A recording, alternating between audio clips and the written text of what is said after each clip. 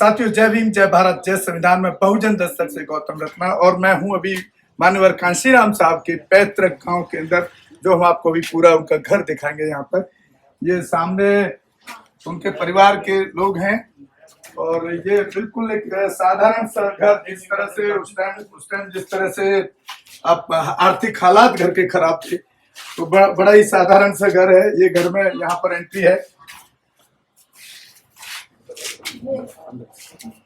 घर है कांशीराम। ये देखिए, पूरा जो उनका एक जो ब्लू कलर था वो आज भी झलक उनके घर में देखने को मिलती है। उनके दरवाजों पर जो वैसे के कलर के रूप में उन्होंने जिसको अंजाम दिया, ये उनकी साहब की यहाँ मूर्ति आप देख रहे हैं। बहुत सालों से इच्छा थी कि उनके घर के और उनके परिवार के लोगों से मिला जाए, उनके घर के दर्शन किया जाए कि जो इतनी बड़ी शख्सियत किस घर में, किस माहौल में पैदा हुई और किस तरह से उस वंचित बहुजन, जिसको नाम दिया, जिसको लोग अलग अलग जातियों के रूप में देखते थे, उनको इकट्ठा एक नाम करके दोबारा से जो बुद्धिज्म का बहुजन हिताय था, उस बहुजन हिताय को जिंदा करने का काम मान्यवर कांशीराम साहब ने किया। और हम उनके अभी घर पे हैं। और ये मेरे लिए और भी यादगार इसलिए है कि मैं 1984 में, सन 84 में जब बहुजन समाज पार्टी बनी, तो तब जब कांशीराम साहब दिल्ली आना चालू हुए, तो मैं उनके उस आंदोलन के साथ में मात्र 9वीं क्लास में पढ़ते हुए भी मैं उनके आंदोलन के साथ रहा। और कुछ ऐसे पल हैं उनके साथ कि बहुत कम ऐसे शख्स लोग मिलेंगे आपको जिन्होंने, मैं उन शख्स में से एक शख्सियत हूँ कि जिन्होंने अपने हाथों से साहब मान्यवर कांशीराम साहब को खाना तक खिलाता था जब प्रोग्राम होते थे। तो हमारे साथ में है उनके गाँव खवासपुर, ये है गांव का नाम, और ये रोपड़ जिले के अंदर है, पंजाब के अंदर। तो उनके भतीजे हमारे साथ हैं, उनसे बात करेंगे कि उनकी ज़िंदगी के बारे में क्या क्या चीज़ें हमको उनके बारे में अच्छी जो चीज़ें हैं, क्या क्या किस तरह से उन्होंने इतने बड़े मुकाम को खड़ा किया इस समाज के लिए। बाबू जी, आपको बहुत बहुत सादर जय भीम, जय संविधान, जय कांशीराम। तो आपका क्या रिश्ता था मान्यवर कांशीराम से? भतीजे। क्या नाम है सर आपका? हवलदारपुर। तो कुछ साहब मान्यवर कांशीराम साहब के बारे में हम बताना चाहते हैं देश के लोगों को, क्योंकि आप तो उनके देखे होंगे कहीं ना कहीं आप, क्योंकि ऐसा कहा जाता है कि वो जब घर छोड़ गए थे समाज के आंदोलन के, तो घर तो वापस नहीं आए, लेकिन आप तो कहीं ना कहीं तो जाके मिले होंगे। जब वो घर वापस आया सी 10-82 को घर आया सी, 10-82 को घर आया सी। जब उन्होंने फादर की डैथ हुई है 10-10-19 तरीक थी, 10वें महीने की 19 तरीक को, जब 1982 में आए थे। 1982 में जब लोग घर आए थे, तो दाल फुलका जो मेरी मदर थी, इन्हों का मकान ढिया हुआ सी कुछ। फिर रोटी पानी उत्थी बह के खादा सी। फिर बेबे नूं कहंदा सी, साडी मदर नूं कहंदा सी भी अज बहुत दिन बाद दाना पड़ने जोर मारिया है। एक इन्हों का मकान टुटिया हुआ सी, थोड़ा जिहा साहब जब अंदर आया, एक पैर अंदर एक बाहर, वो बोलता था बई छत थोड़ा जिहा बाले गाडर पा के कंध खड़ी कर लो। ये अखां दे सामने की गल, मेरे अखां दे सामने की गल, मैं छुट्टी आया था 82 की गल। तो उस टाइम इन्होंने फिर थोड़ा जिहा करन लगे, जी लोगों को पता लग गया भी साहब का मकान पै रहा, कोई पंजाब से कोई गाडर कोई बाला के, यानी लेंटर पाता सी। तो साहब का पैर एक अंदर था, एक बाहर था। कहना था, कह रहा था भी अब लोग कहेंगे दूरदर्शन देखेगा भी साहब ने कोठी पा ली, यानी गुस्से होके गया था भी हम क्या करे कोठी पा के बैठ के। मैं क्या था गाडर वाले डाल लो, है जी। फिर आता था घर में आता। अच्छा, साहब ने कहा गाडर डाल लो, और परिवार के लोगों ने और समाज के लोगों ने कहा नहीं लेंटर डाल दी। तो साहब को इतनी अंदर से तकलीफ हुई, जो मैं हिंदी में समझ पा रहा हूँ, कि उनको ये भी लगा कि कल को मेरा समाज ये ना कहने लगे कि समाज के जो मूवमेंट है उस पैसे से इन्होंने अपना घर बनाया। जी जी। जब भी आता था वो कोई घर में पैसा तो देता हो, बोलता ये पैसा ऐसा है, गरीबों का पैसा है। अखा से समझ गल करता मैं, ये गरीबों का पता है जहर है, अपने परिवार के लिए यूज नहीं कर सकते हम। ये जहर है, मैं नहीं थोड़ा पैसा दूंगा, वन जैसे तैसे रोटी पानी खाओ। आता था यहाँ पर रोपड़ आता था, रोपड़ से आगे माता जी अम्मा लागी साड़ी। बाबू जी, इसका मतलब साहब के जो परिवार की आर्थिक स्थिति थी, इसका मतलब बहुत कमजोर थी। मैं इतनी कमज़ोर थी कि जिस टाइम साहब का फादर की डेथ हुई है तो चाय पानी का भी बहुत औखा था उस टाइम। क्योंकि पंजाब के बारे में ये कहा जाता है कि पंजाब में हर घर मजबूत है नहीं आर्थिक तौर साहब, पे। नहीं नहीं नहीं, तो इसका मतलब है कि बहुत गरीबी थी, बहुत गरीबी थी। कहने का भाव है रोटी पानी भी औखा चलता। जब वो मिशन मूवमेंट का काम करने लगे, आप किसी उनके प्रोग्राम को अटेंड करने गए? हाँ, जलंधर गया मैं, लुधियाने गया मैं, उत्थे तो यही नहीं था पछाण होंदा भी अपनी गड्डी केड़ी, इन्ना रश होंदा था, इन्ना रश होंदा था, सानू अपनी गड्डी की पछाण नहीं थी भी आ गड्डी केड़ी है, इतनी जनता आ रही थी। जलंधर भी गया मैं, लुधियाने भी गया, उन्होंने मिशन में गया लुधियाने। ये 82-84 की गल है साहब ये। जब बम से हाँ हाँ, जब बम से DS4 के माध्यम से DS4 खोले, जब दी गल है, जब अखबार चले छोटा, जब दियां गल्लां है। आप भी उनके परिवार से ही हैं। क्या नाम है बेटा आपका? गुलशन सिंह जी। आप क्या लगते हैं काशीराम साहब? पोते लगते हैं। पोते लगते हैं। तो आप कुछ कहना चाहेंगे? उन्होंने इतने बड़े देश के अंदर नाम किया, ऐसे वंचित समाज को आज एक मजबूत जगह खड़ा किया है कि वो अपने अधिकारों की लड़ाई लड़ रहा है ठीक से। आपको कैसा लगता है अंदर से? बहुत बड़ी बात है। अच्छा लगता है। तो याद करते हैं साहब के जन्म पे, सेलिब्रेट करते हैं, उनको नमन करते हैं हमेशा। और बाबूजी कोई उनके जीवन का कोई किस्सा ऐसा कि जो लोगों को प्रेरित करे?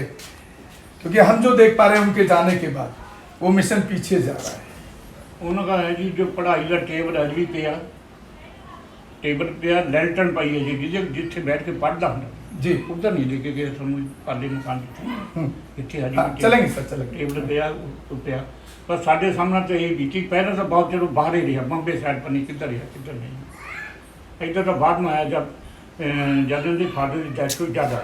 बहुजन समाज को क्या संदेश देना चाहेंगे उन वंचितों को कि उनकी जो मेहनत थी आज वो कहीं पीछे, जो मिशन था वो पीछे थोड़ा जाता दिखता है? बहुजन समाज जाग क्या संदेश देना चाहेंगे? संदेश तो यही दूंगा भी जो भी है शेड्यूल कास्ट है या गरीब आदमी है, कांसी राम के पूर्ण से चले, यही बहुत बहुत धन्यवाद। हम बात कर रहे थे अभी मान्यवर काशीराम साहब के भतीजे एक्स सर्विसमैन हवलदार पूरन सिंह जी से, और उधर उनके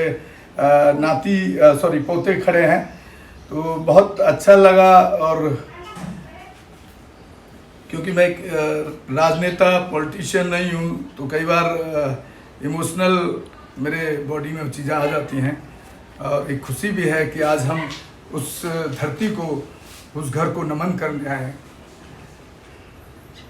जिसने हमारे समाज को एक मजबूती, देश के अंदर एक ताकत देने का काम किया। लेकिन अफसोस इस बात का है कि वो आज समाज कहीं ना कहीं जो उनका पूरा खड़ा हुआ एक संगठन कहिए या शक्ति कहिए, वो मुझे पीछे हुए जाता दिखता है। ये दुख भी है इस बात का। तो मैं बहुजन समाज के लोगों से भी अपील करना चाहूँगा कि उस तरह की शख्सियत को नमन करते हुए उनके रास्ते पे चलने का काम करें, तो आपको एक दिन कामयाबी जरूर मिलेगी, जिस तरह मान्यवर साहब को मिली। जय भीम, जय भारत, जय संविधान। देखिए किस हालात में आज भी, जिस तरह उस टाइम पूरा परिवार आर्थिक तंगी में था, उसी आर्थिक तंगी में मैं साहब काशीराम जी का आज भी स्टडी रूम देख पा रहा हूँ, जहाँ पर एक राष्ट्रीय संग्रहालय बनना चाहिए। चाहे वो अब मैं तो कहता हूँ कि ये सरकार की जिम्मेदारी है कि इतने बड़े महापुरुष, इतने बड़े शख्सियत को, चाहे सरकार किसी की भी हो, उसको यहाँ पर राष्ट्रीय संग्रहालय बनाने का काम करना चाहिए।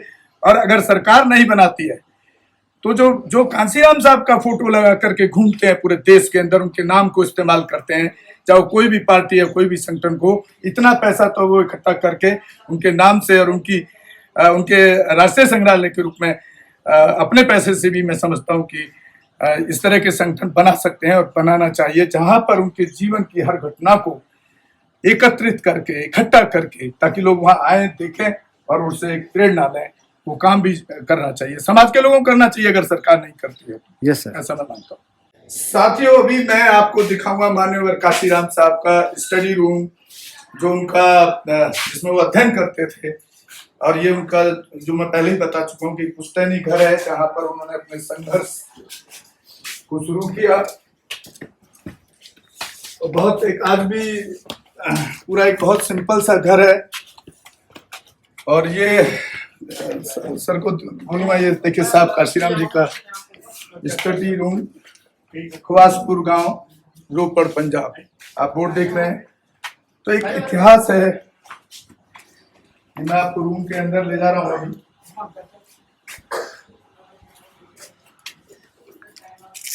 ये आप देख रहे हैं सर, एक बार सर चारों तरफ दिखा दीजिए, क्योंकि उनकी कुछ पुराने यादों के फोटोग्राफ्स हैं यहाँ पर। ये उनके आंदोलन के सारे अलग अलग टाइम। साथियों, ये भी एक ऐतिहासिक कुआं मैं इसको कहूँगा, जो मैं आपको दिखाने जा रहा हूँ यहाँ पर। इसी कुएं से मान्यवर कांशीराम साहब का परिवार पानी भर करके अपने घर के यूज के लिए यहाँ से पानी लेके जाया करता था। और मैं देख पा रहा हूँ कि आज भी इस गांव के अंदर जिस तरह के बड़े शहरों में पानी की व्यवस्था हो जाती है, गवर्नमेंट का पानी सप्लाई हो जाता है, आज भी यहाँ के लोग उसी कुएं से पानी में देख रहा हूँ कि अभी सब यहाँ पे पानी भी भर रहे हैं और धो भी रहे हैं कपड़े भी। और यहीं से साहब के पूरे परिवार के लिए भी पानी का जो साधन था इसी कुएं से था। एक बहुत मैं इसको मतलब बहुत ही बड़ी अच्छी आपको जानकारी दे रहा हूँ कि आपको ऐसी चीज़ दिखाने की कोशिश कर रहा हूँ कि जो साहब के बचपन से लेकर के और उनके परिवार तक जुड़ी हुई हैं। हमारे चैनल बहुजन दस्तक को लाइक, शेयर, सब्सक्राइब देखना मत भूलिएगा। जय भीम, जय भारत, जय संविधान, नमो बुद्धाय। धन्यवाद। चैनल आर्थिक समस्या से गुजर रहा है। अगर आप बहुजन समाज में बाबा साहेब अम्बेडकर और तथागत बुद्ध की विचारधारा को अधिक से अधिक लोगों तक पहुंचाना चाहते हैं तो हमें आर्थिक सहयोग प्रदान करें, ताकि हम अपने चैनल के माध्यम से देश विदेश में समता, बंधुता, एकता और संवैधानिक अधिकारों को ज्यादा से ज्यादा लोगों तक पहुंचा सकें। आप अपनी सहायता राशि नीचे लिखे खाते में जमा करा सकते हैं। खाता धारक गौतम रत्ना, खाता संख्या 3169576865 IFSC कोड SBIN 0060336, बैंक भारतीय स्टेट बैंक। आप हमारे बैंक खाते का विवरण स्क्रीन पर भी देख सकते हैं। जय भीम, जय भीम। मैं गौतम रत्ना आपका बहुजन फिल्म प्रोडक्शन में स्वागत करता हूं, और आप हमारे प्रोडक्शन हाउस के अंदर अपना कैरियर बना सकते हैं as a film director, as a producer and actor and actress and editor and cinematographer also. अगर आपको फिल्म से रिलेटेड कुछ भी प्रोजेक्ट आपको बनवाना है तो हमारे पास में पूरा सेटअप है, जिसमें फिल्म कैमरा है, शूटिंग लाइट्स है और एडिटिंग है। सारा A to Z एक ही जगह पर आपको हमारे यहाँ पर मिल जाएगा। तो दोस्तों, आप हमें कांटेक्ट कर सकते हैं हमारे नंबर्स पर 9810085714 और 8510005714। हमारे वेबसाइट पे विजिट कर सकते हैं www.filmserviceindia.com, और हमें मेल भी कर सकते हैं gautamfilmsproduction@gmail.com पर। धन्यवाद।